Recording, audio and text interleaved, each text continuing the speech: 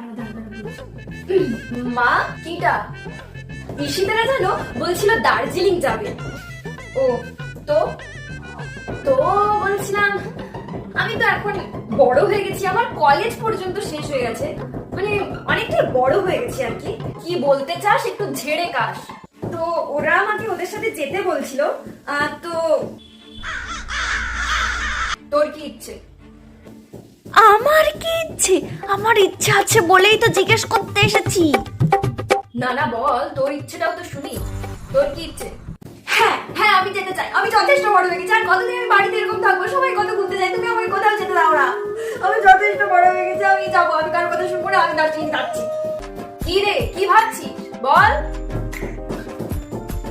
না হ্যালো, তোরা যা রে, আমার যা হবে না। দার্জিলিং যাবে।